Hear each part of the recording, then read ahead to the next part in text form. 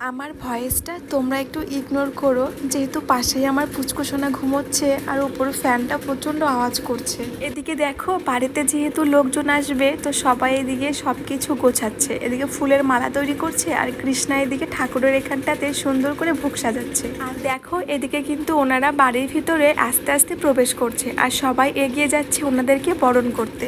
আমার শ্বশুরবাড়ির সবাই হরিচাঁদ ঠাকুরের পরম ভক্ত। আর আজকে কিন্তু আমাদের বাড়িতে সেদিন ছিল আমার পুচকুসোনার ছয় ষষ্ঠী। আর আমাদের বাড়ির সবার খুব ইচ্ছে ছিল যে ছয় ষষ্ঠীর দিন ওনারা সবাই এসে আমাদের পুচকুকে আশীর্বাদ করবে। তাই দেখো সবার কথা মতো ওনারা কিন্তু চলে এসেছে আমাদের বাড়িতে। আর ওনারা আমাদের বাড়িতে একটু গান করবে, তারপর একটু জল মিষ্টি খেয়ে চলে যাবে অন্য একটা জায়গায়, অনুষ্ঠান আছে। আমার বাবার বাড়ির ওখানে আমি এরকমটা কোনোদিনও দেখিনি। আমার বিয়ে হওয়ার পরই আমার শ্বশুর বাড়ির এখানে সবাই হরিচাঁদ ঠাকুরের ভক্ত, আর মহোৎসব হলে দারুণ মজা হয়। ওনাদের জন্য আর পাড়ার কিছু আত্মীয়দের জন্যই কিন্তু মিষ্টি আর জিলাপি এনেছিল বরমশাই। তো এখন সেগুলোই তাদেরকে দেওয়া হবে। ওদিকে ওনাদেরও দেরি হয়ে যাচ্ছে, ওনারা একটু মিষ্টি খেয়ে বেরিয়ে যাবে। বাড়িতে ছোটখাটো অনুষ্ঠান হলে বেশ কিন্তু ভালো লাগে, কিন্তু অনুষ্ঠানের শেষে একদম ভালো লাগে না, বাড়িটা পুরো ফাঁকা হয়ে যায়। এদিককার কাজ সব শেষ করে রাত্রেবেলা খাওয়া দাওয়া করে দুজন মিলে একটু গল্প করছিলাম, কারণ কালকে সকালবেলায় আমি চলে যাব ও বাড়িতে। তাই ওর পাপা বলছিল খুব মিস করবে ওকে। আমাকে যদি দেখাশোনার মতো কেউ থাকতো এখানে, তাহলে না আমি আর ও বাড়িতে যেতাম না। আর আমার বর যেহেতু ছেলে মানুষ,